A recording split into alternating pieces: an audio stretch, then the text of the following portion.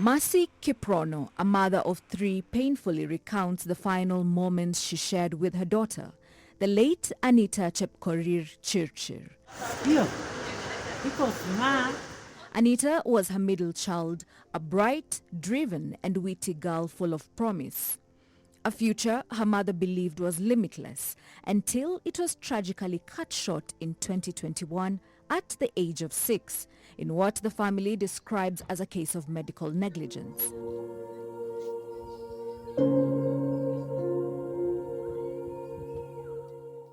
But what constitutes medical negligence? According to the Kenya Medical Practitioners and Dentist Council, through a written response, the council assesses whether the care provided meets accepted professional standards guided by established legal principles on negligence. To successfully claim medical negligence, 4 elements must be proven.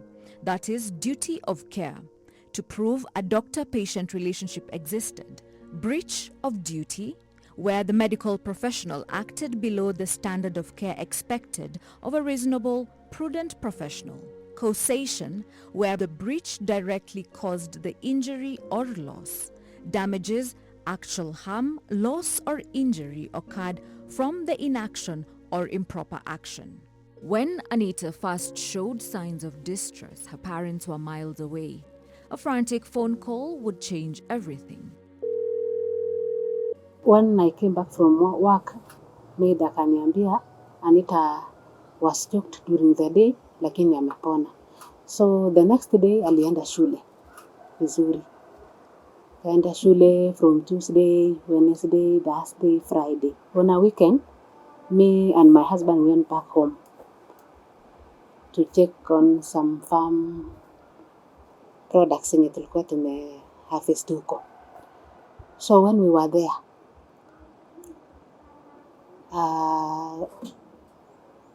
in the morning nikasikia simu ikilia mpaka nikaenda kureceive simu was from a friend.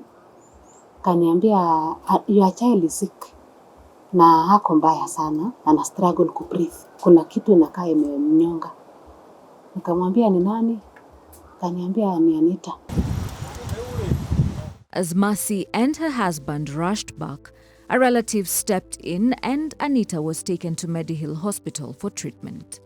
Doctors conducted initial tests including an X-ray. By the time nafika Eldoret, Anita alikuwa ameshakuwa referral from Medihill, na saa hiyo amekuwa better off. Amefanyia first aid, amefanyia X-ray, kasema achaona. But Anita could even talk, na alikuwa amesema ni nini ndio alikuwa ameweka kwa mdomo. So hata kwa referral wakaandika on admission that Anita was playing with a flower seed kwa discharge statement. Kasema nilikuwa nikicheza na hii seed ya maua, the black round seed, ni kama panda, round, ring shaped and dense. Na kweli hiyo mbegu ni ya maua yenye ilikuwa kwa my compound. Na akasema alipikwa hapo akaweka mdomo, and when they were running around with the friends ikamchoka.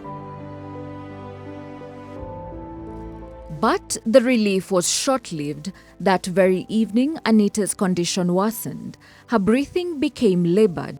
She was rushed back to hospital, this time the situation far more critical. She was referred. An emergency procedure was recommended at MTRH. Kufika Rivara, we met with this doctor called Ernest Nshom. He later told me that he was from Cameroon because angeongea Kiswahili sana. Then he was a registrar. I came to learn later. He was a registrar, a student. And Dr. Holo akasema tutafanya emergency theater. Tukaenda, akatupikia, tukangojea laini mpaka saa 6 ya usiku. Anita akapelekwa kwa theater. Kamweleza Anita amesema alimesa mbegu na tumekuwa hapa na for the second time. Akasema wache tuangalie. So they told me the procedure, nika sign the consent. The procedure is to check, and even this machine will check, na ikiona itatoa na mtoto tutasima, but it is not a surgical theater. After some time, Anita ananiambia we've not seen the very show. Anita akaniambia hatujaona chochote, pengine kama alifomit, pengine tu ni irritation ya penye hiyo kitu ilitoka. The doctor told Mercy that they will have to monitor Anita overnight to ensure everything is okay. The next day, Anita started experiencing breathing problems. Doctors began treating her for pneumonia, a diagnosis her family would later question. Days turned into uncertainty as Anita's health fluctuated, then suddenly deteriorating. The situation persisted until the 19th of March 2021, when senior doctors were doing rounds that a critical decision was made. Professor Utsula and Dr. Ndiko wakasuggest CT scan. That was 19. CT scan ikachekiwa, wakapata. So I was even carrying the sample of the seed. Akieleza sana naonyesha hiyo seed. So penye ilitoka, we were happy that kumbe there is really something. So the CT scan ilikuwa describe it's a dense round shape, because hawezi sema ni mbegu. Sema it's ring shape, dense, launched in the right bronchi. And finally, the truth emerged.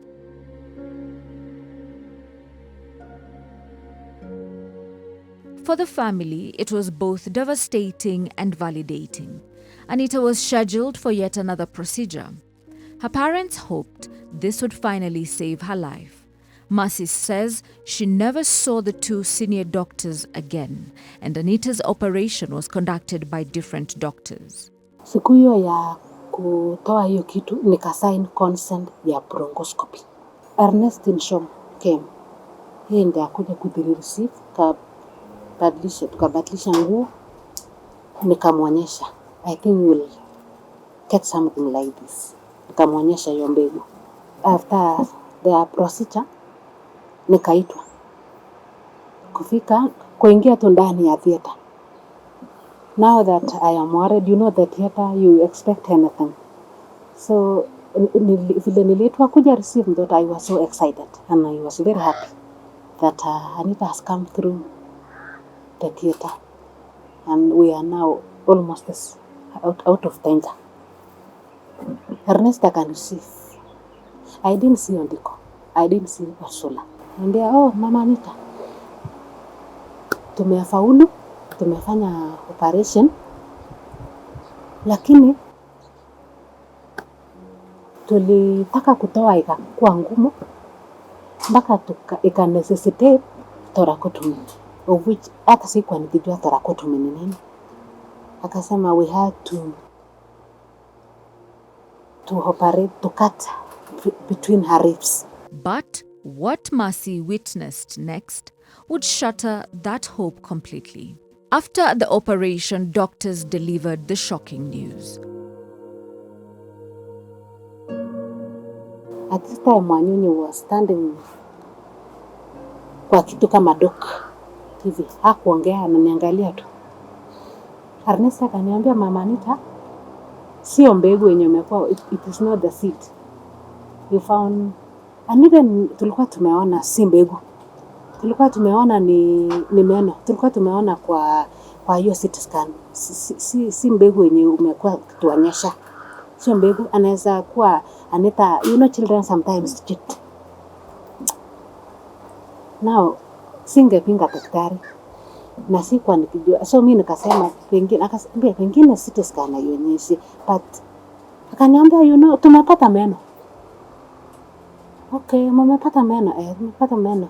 Na tena kenye ilifanyika Mama Anita, what happened, ilikuwa tulitoa through the lungs, tulikata kwa the rib, tukaingisha pipe ndio iende mpaka shingo, because haikuwa imeingia lungs, ilikuwa on the bronchi.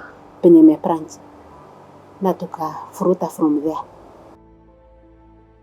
Just so we're clear, the two were not dentists. At this point, Mercy recounts seeing Anita's upper jaw extremely swollen. This is Ernest son. Told me, so now with us here, we have 3 teeth.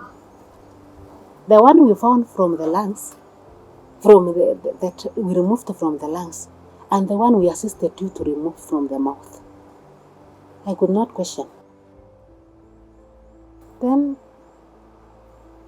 hakunionyesha. Akaniambia nimerafu. Akanionyesha angalia miguu ya Anita. The doctors had wrapped the teeth in bandages and stuck them onto Anita's leg. Her daughter was laying there covered in blood with a large incision through her ribs and tubes draining fluid from her tiny body. Banking on Mercy's naivety, the doctors hurriedly asked her if she had a question, to which she informed them she did not, as she was certain they were professionals and knew what they were doing. Anita was then taken to the ward. What we found was 2 feet. Each bandage was carrying 1 foot. Now my mother-in-law cried. We've been cheated. Questions began to rise, but instead of answers, the family says they were silenced by Dr. Wanyonyi.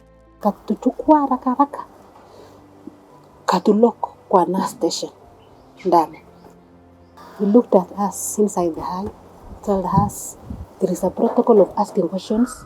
I am the one who did operation. I'm a qualified doctor. Hii maswali mingi ya nini? Mtoto yenu hajapelekwa theater. Hajapelekwa ICU. Mtoto yenu hajakufa. Just appreciate. You were so worried, but it was not hard enough. We were worried tumekosea daktari. Lakini we have questions. Nikamuuliza daktari, with due respect. Ernest, your colleague, told me ni meno 3. Don't I have a right to ask? It's not 3. Kaniambia, so what do you think? According to you, you think that I didn't remove? According to Mercy, Dr. Wanyonyi even cited that there was a possibility that Mercy mishandled the teeth in the bandage and one fell. Once she became stable, she was discharged to recuperate at home. But Mercy says her situation got worse. She struggled to breathe as the months continued, and her strength slowly faded. She was rushed to hospital again. They told us he's supposed to be taken back to the CT scan. I was happy.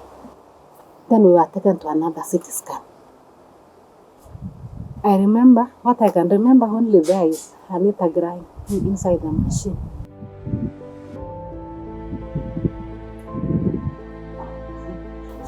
She cried. I think the machine had detected that thing again. And maybe it was very painful. She cried all through. Then I longed so much to be told that thing is there and it has not been removed. I took Anita back to the ward. We waited for the report.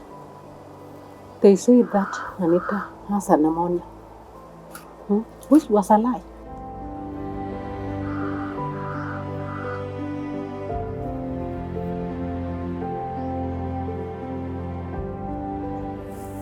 Then they kept on putting on oxygen, on and off, on and off. Repeated hospital visits followed, each time the same diagnosis: pneumonia.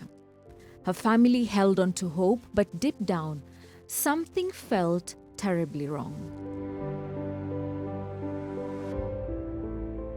She could play when there is a lot of sunlight, anachoka, analala.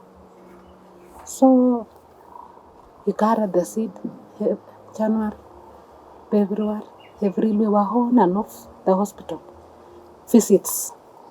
They could only give us continuously pneumonia medicine, pneumonia, until the time Anita died.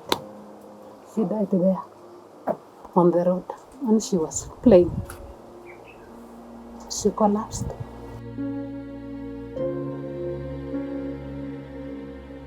Anita died on 10th May 2021. A post-mortem would reveal the devastating truth. Before the burial, we did the post-mortem.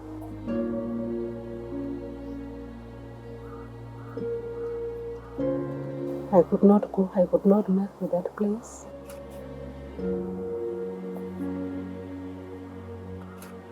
But my husband went, and right away when the seed was removed, he ran to me, told me, Kube, you've been telling us the truth, and even the child had not cheated, and even the CT scan has not cheated.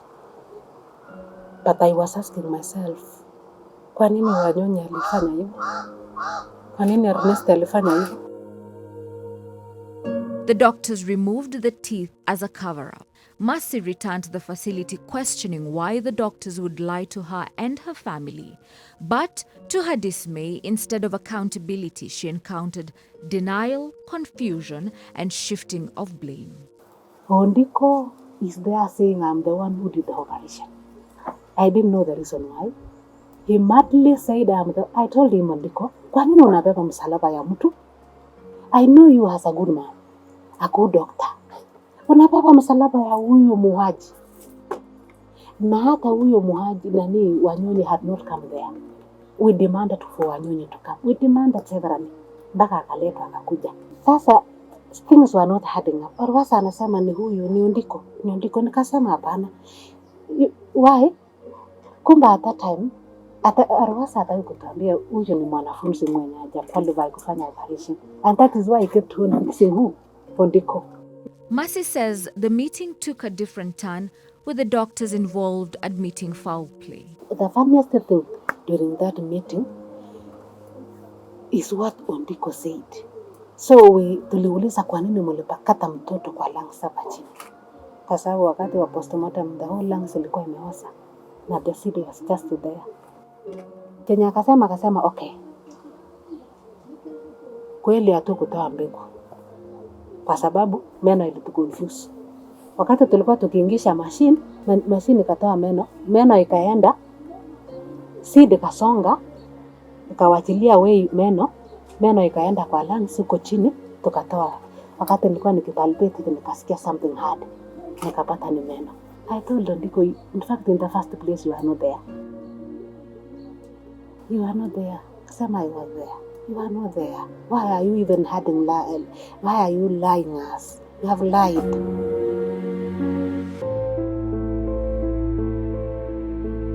According to Mercy, Dr. Ernest and Dr. Wanyonyi denied involvement in that surgery, and Dr. Ondiko took the fall.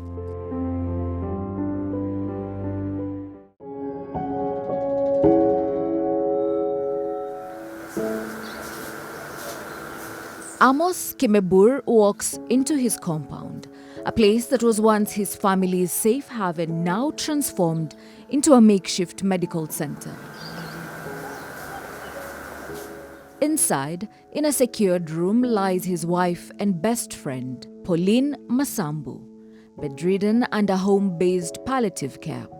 Her life drastically altered after what the family described as a botched medical procedure. It all began on a Friday morning, 17th January 2020, when Amos received a call from his wife at around 8 a.m.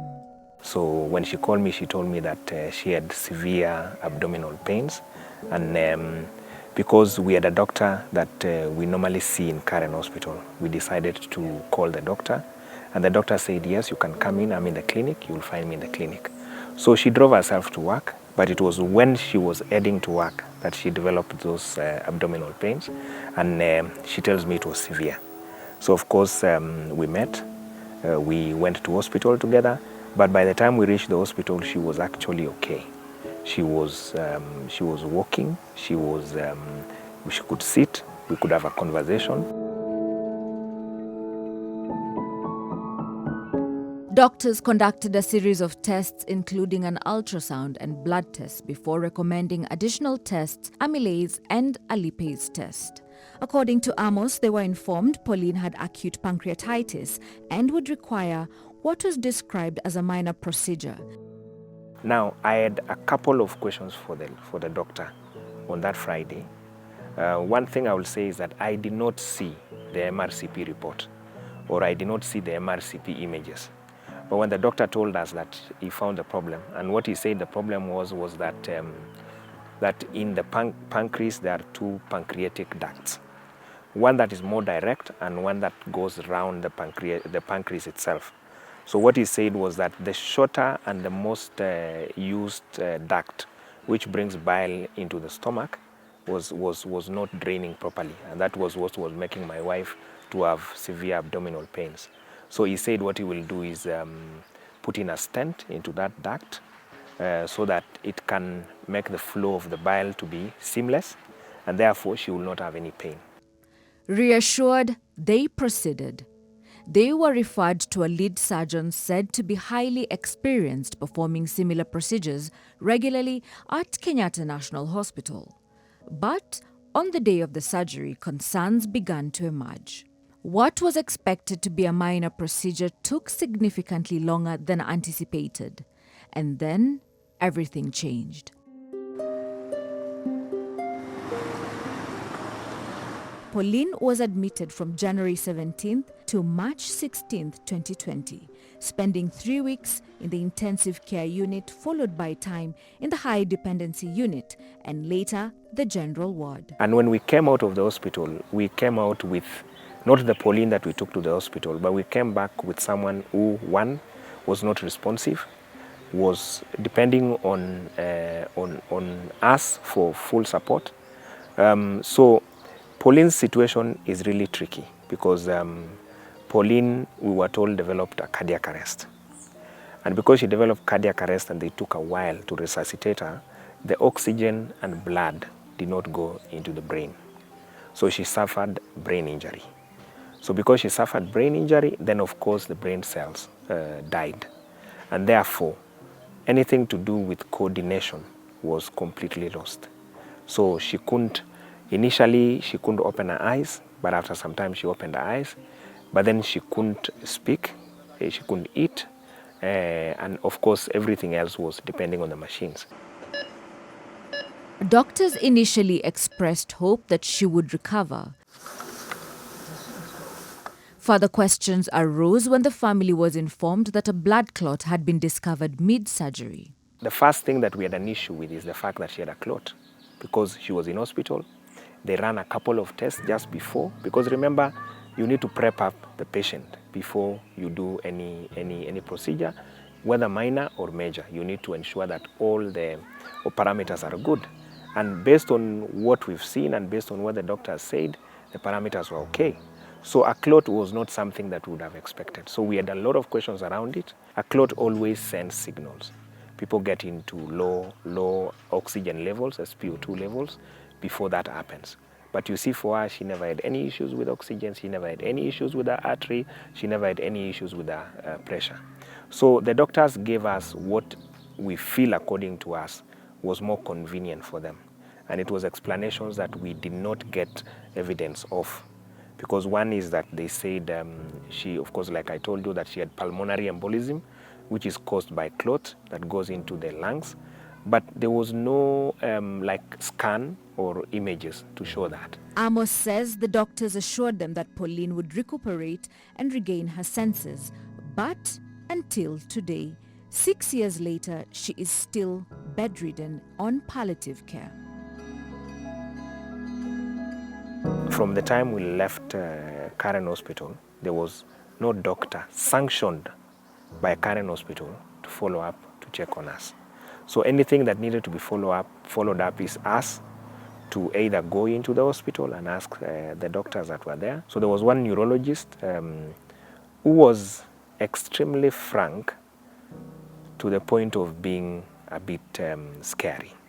So when we left the hospital, he told us, and I think that is the only doctor that I believe gave us the correct information, because he told us that Pauline will only have ability to get back our primitive primitive kind of actions, but she will not be able to think in a complex manner. Determined to seek answers, Amos wrote to the hospital CEO requesting a detailed account of what transpired in theatre. In the letter, dated 14th August 2021, Amos sought to ask Karen Hospital's management the following questions. I'll quote just a few. Was an adequate review done pre-operatively for the patient? If yes, which assessments were done and what were their outcomes? Were there any relevant tests done pre-operatively and what did they show? How long did the planned procedure take? Did it take longer than planned? Did the surgeons encounter any difficulties during the planned procedure before the onset of the reported pulmonary embolism? At what time during the scheduled procedure was the complication detected? How was it detected? If the relevant emergency interventions were undertaken, then how come the patient ended up with severe hypoxic ischemic brain injury? He says he received only a generic response from the hospital. So at that point is when now we decided we go into KMPDC. So we lodged our complaint on the 22nd of October 2021. The Kenya Medical Practitioners and Dentists Council then wrote a letter to Karen Hospital to inquire of the lodged case. They gave us the responses from Karen Hospital. And unfortunately, the responses from Karen Hospital was the same responses that was given to my letter. Remember the letter I told you that I took on August 2021? The same letter they wrote to me on 4th of October 2021 is the response they gave to KMPDC.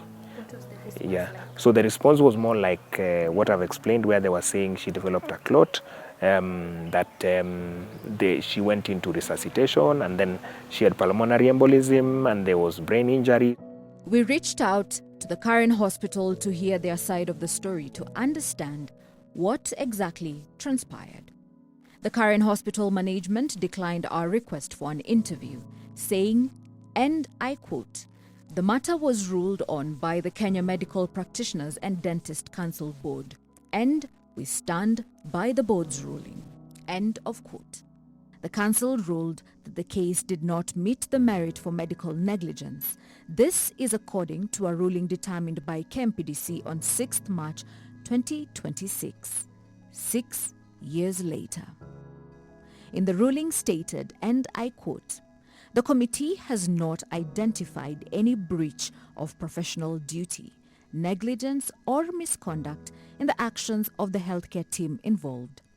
The intra-operative monitoring was adequate, the response to the cardiac arrest was timely, and the resuscitative efforts were aligned with accepted clinical guidelines. In light of the aforementioned findings, the committee concludes that the complaint against the respondents lacks merit. The committee presented its findings and recommendations to the Kenya Medical Practitioners and Dentists Council during its meeting convened in October 2024, where the committee's decision was affirmed. Consequently, the complaint is hereby dismissed." Years later, the emotional and financial toll continues to weigh heavily on the family. We spend millions of shillings in caregiving. We've really had to cut down on our lifestyle to just meet up with the cost for Pauline. So my daughter has been affected in many ways. One is because she lost someone that she could ask questions that are more gender oriented. Secondly is I've realized she actually cut down on her weight so much that we all got worried, a number of us. Then she's withdrawn to herself and she's more into the books. So she really has lost that kind of bubbly. So my daughter has actually been forced to grow up too fast. We reached out to Kenya Medical Practitioners, Pharmacists and Dentists Council to understand how the decision to dismiss the complaint was arrived at. Our question: in instances where cases have been dismissed despite seemingly strong evidence pointing to negligence, how does the council justify such decisions? Their response: All determinations by the Council are strictly evidence-based. The Council relies solely on material and evidence presented before it, following a structured, deliberative process. Matters are first considered at the committee level and subsequently ratified by the full Council. This ensures that all decisions are consistent, fair, and firmly grounded in both legal and professional standards. Further, it is important to note that Council decisions are not absolute, final, without recourse. Parties aggrieved by Council decisions are at liberty to appeal to the High Court for review. In line with established practice, the standard 4-element test for medical negligence was applied to the following case. Case number 80 of 2021, Amos Kimebur. The complaint was found not to have merit. As for Mercy, her quest to seek justice led her to the Kenya Medical Practitioners and Dentists Council. But what followed, she says, was yet another attempt to bury the truth. When the Moi Teaching and Referral Hospital Fraternity and Dr. Stephen Ondigo heard that Mercy had lodged a complaint with KMPDC, they decided to alter course of justice by invoking culture. Naishia hapa ama bado? Umesema inaishia hapa? One morning we got a call from our parents again that a cow has been tied at night kwa nia grave ya Anita penye alipariwa. Then akasema we are now waiting tusikie ya nani. Nafikiri wakapiga simu, kapigia akasema sisi ndiye tumefunga ng'ombe ndiko nao. Abilisema ndi bahari. So nikapinga lakini you know my husband kept on telling me twende tusikie chenye wasasi wanasema. So we went. So the cow was died at night, one day, another day. Then alafu anafunga nyasi. It's a culture, it's a rituals. So tukaenda. Kufika huko, we stayed for some minutes. That doctor came. So we had a meeting, the family. I wanted to talk. I was put off.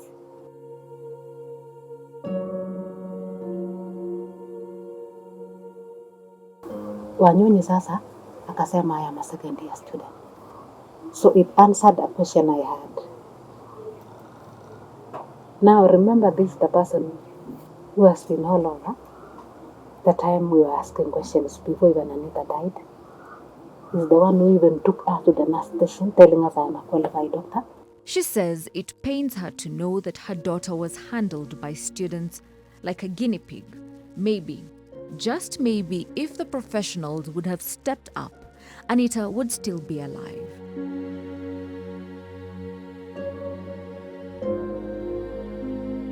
Mercy filed a case against Dr. Ernest Nshom, Dr. Alfred Wandeba Wanyonyi, Professor Barasa Otsula, Dr. Stephen Ondigo, and Moi Teaching and Referral Hospital.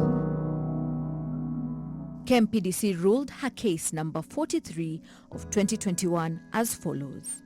The complaint of negligence made against Dr. Ernest Nshom, Dr. Alfred Wanyonyi, and Professor Barasa Otsula be and is hereby dismissed. Dr. Stephen Ondigo and Moi Teaching and Referral Hospital be and are hereby directed to mediate with the estate of the late Anita Chepkorir jointly and severally with a view of making restitution and thereafter inform the council within 90 days from here. Dr. Stephen Ondigo directed to pay a fine of 200,000 Kenya shillings. Moi Teaching and Referral Hospital directed to pay a fine of 350,000 Kenya shillings. Dated 5th May 2023. To date, Mercy is still pursuing justice with the accused as her case is now before the Senate Health Committee and in court. Oftentimes, KMPDC has been accused of perennial delays in their rulings.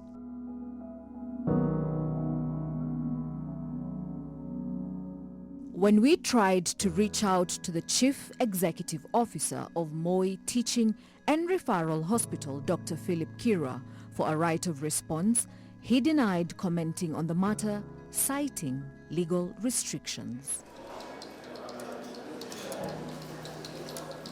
Amos has since filed an appeal in court, contesting the Kenya Medical Practitioners and Dentist Council's ruling. For Mercy Kiprono, justice has been a long pursuit marked by unanswered questions, contradictions, and a system she believes failed her daughter, Anita. For Amos Kimebur, the fight continues as he cares for a wife whose life changed forever after what they were told was just a minor procedure. Two families, two different cases, yet one common thread: the urgent need for transparency, accountability, and trust within Kenya's healthcare system. Helen Aura, NTV.